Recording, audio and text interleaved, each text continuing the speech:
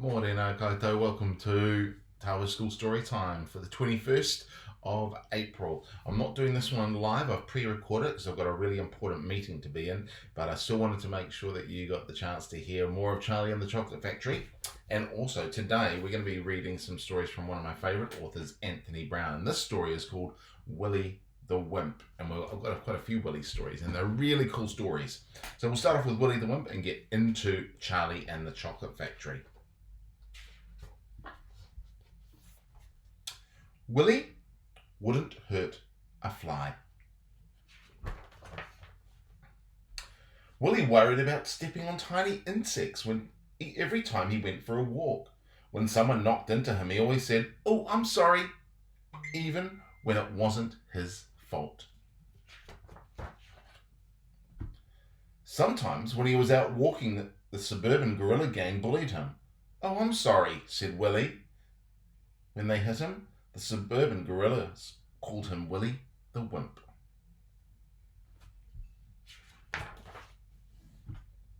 Willy hated that name, Willy the Wimp. One evening, when Willy was reading his comic, he saw, "Don't be a wimp. I was a scrawny, skinny-chested, pathetic weakling. Now I can order people around and kick sand in their faces, talk very loudly, lift things, get RESPECT. Do you want bulging arm muscles, tireless legs, a deep chest, a large wardrobe, a magnetic personality? Post this now." That sounds just the thing for me, thought Willy, so he sent some money to the address in the advertisement. He rushed to the door every morning to catch the postman. "Oh, I'm sorry," said Willy, when the postman brought nothing for him. But one day a package arrived. This was it. Willy opened it excitedly. Inside was a book. It told Willy what to do. First, some exercises. Then some jogging. Willy had to go on a special diet. He went to aerobics classes where everybody danced to disco music. Willy felt a little bit silly. He learned how to box. And he went to bodybuilding club.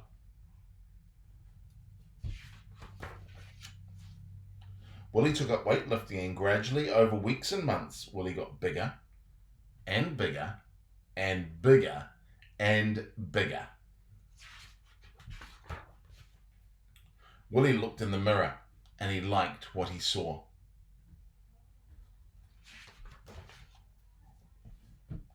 So when Willy walked down the street and saw the suburban gorillas attacking Millie, they ran. "Oh, Willy," said Millie. "What, Millie?" said Willy. "You're my hero," said Millie. "Oh, Millie," said Willy.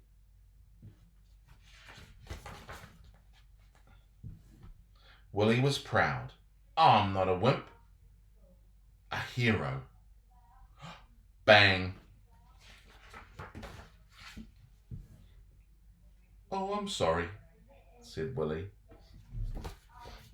We'll read more about Willy and some of his things that he gets up to as well. All right, we're up to chapter 8. 2 more golden tickets. That evening, Mr. Bucket's newspaper announced the finding of not only the 3rd golden ticket, but the 4th as well. "2 golden tickets found today," screamed the headlines. "Only 1 more left." "All right," said Grandpa Joe when the whole family was gathered in the old people's room after supper. "Let's hear about who found them."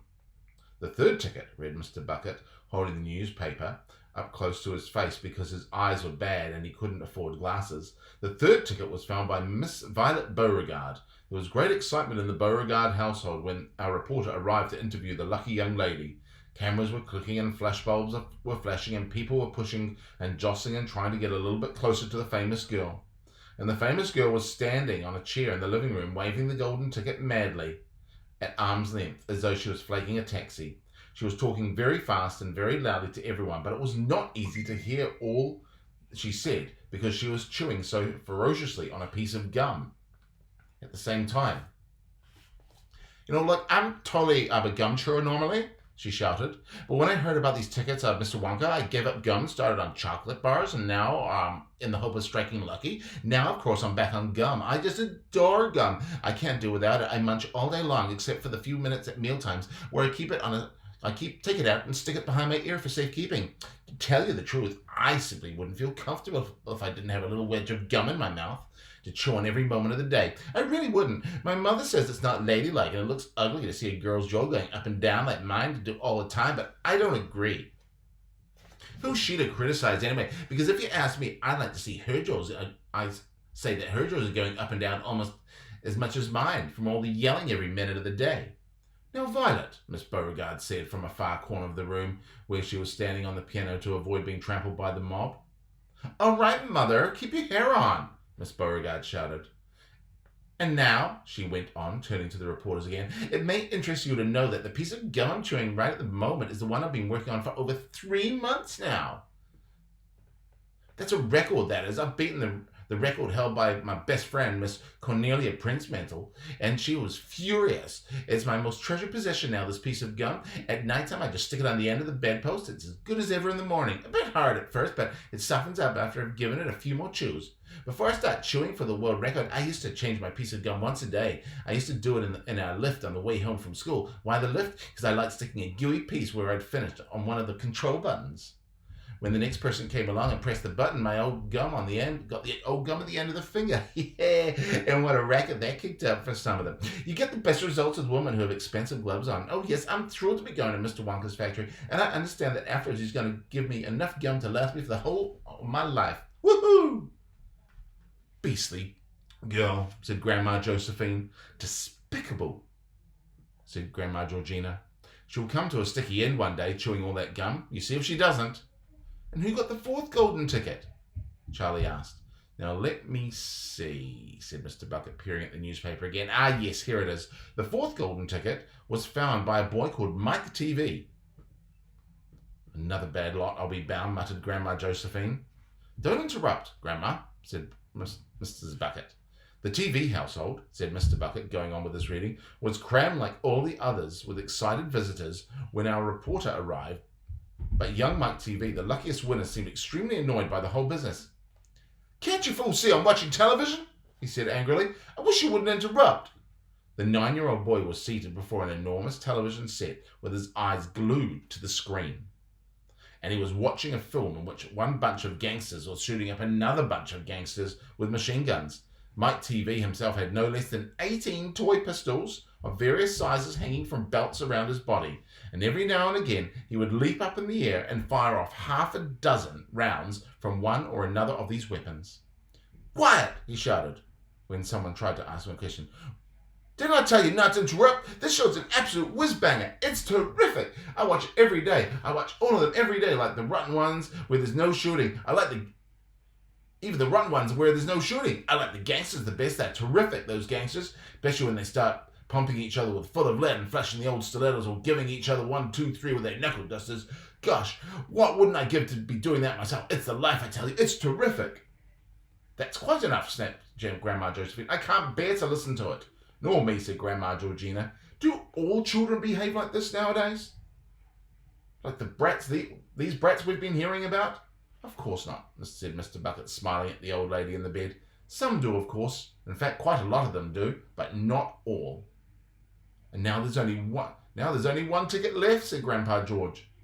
Quite so, sniffed Grandma Georgina. And just as sure as I'll be having cabbage soup for supper tomorrow, that ticket will go to some nasty little beast who doesn't deserve it. Chapter 9. Grandpa Joe Takes a Gamble. The next day when Charlie came home from school and went in to see his grandparents, he found that only Grandpa Joe was awake. The other 3 were all snoring loudly. Shh, whispered Grandpa Joe, and he beckoned Charlie to come over. Charlie tiptoed over and stood beside the bed. The old man gave Charlie a sly grin, and then he began rummaging under his pillow with one hand. And when his hand came out again, he held an ancient leather purse, clutched in the fingers. Under cover of the bedclothes, the old man opened the purse and tipped it upside down. Out fell a single silver sixpence. It's my secret hoard, he whispered. The others don't know about it. And today, You and I are going to have one more fling at finding the golden ticket. How about it, eh? You'll have to help me." "Are you sure you want to spend your money on that, Grandpa?" Charlie whispered.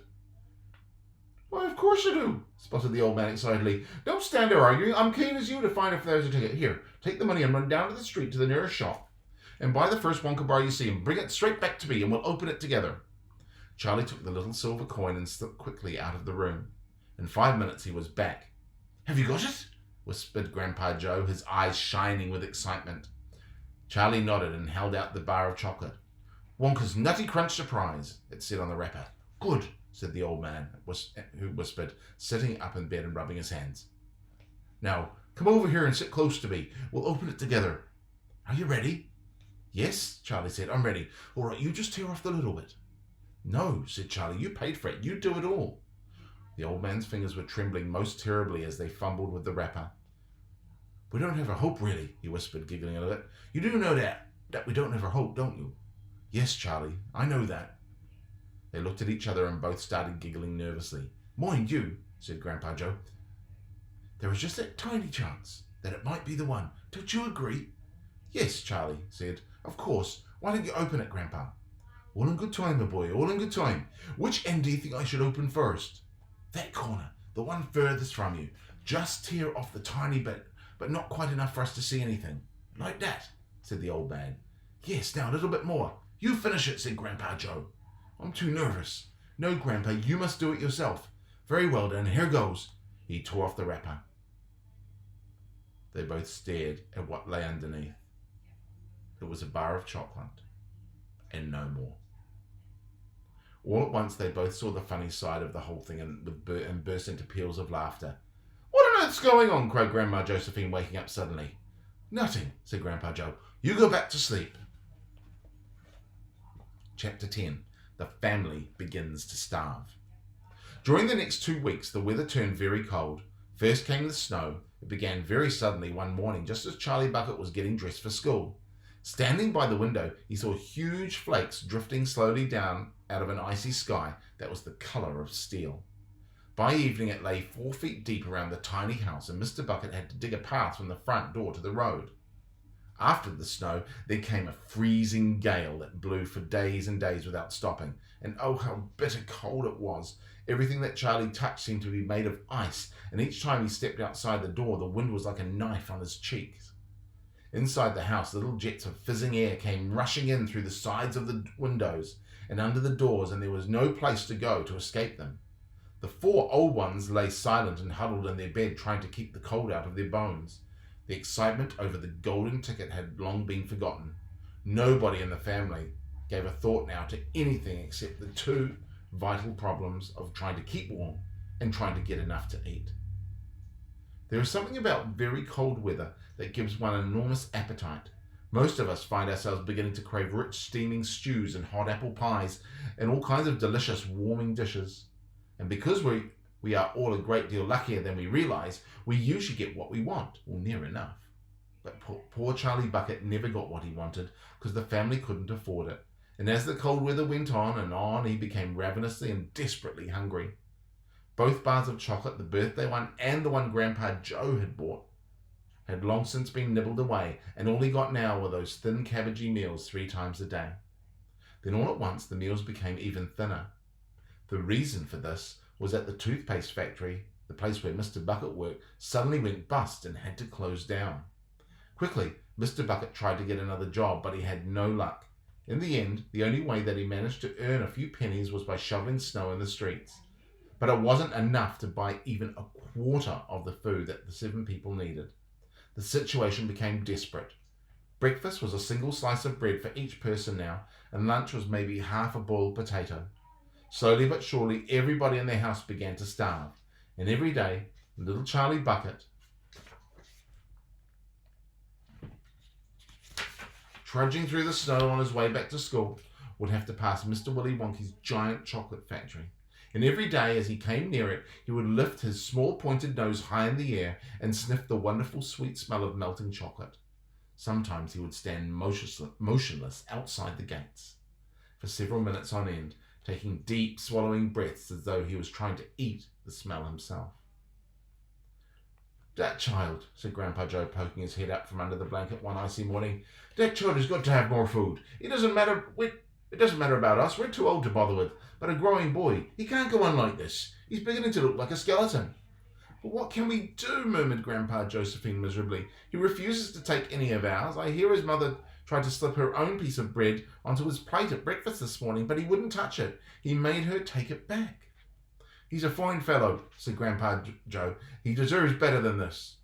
The cruel weather went on and on. Every day Charlie Bucket grew thinner and thinner. His face became frighteningly white and pinched. The skin was drawn so tightly over his cheeks that you could see the shapes of the bones underneath. It seemed doubtful that he could go on much longer like this without becoming dangerously ill. And now, very calmly, with that curious wisdom that seems to come so often to small children in times of hardship, he began to make little changes here and there in some of the things that he did, so as to save his strength. In the mornings he left the house 10 minutes early so that he could walk slowly to school without having to run. He sat quietly in the classroom during break time, resting himself while the others rushed outside and threw snowballs and wrestled in the snow.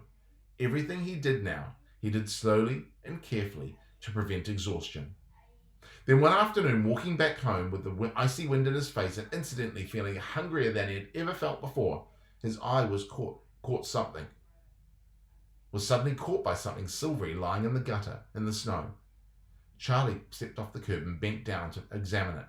Part of it was buried under the snow, but he saw at once what it was. It was a 50-pence piece. Quickly he looked around him. Had somebody dropped it? No, that was impossible because of the way it was buried.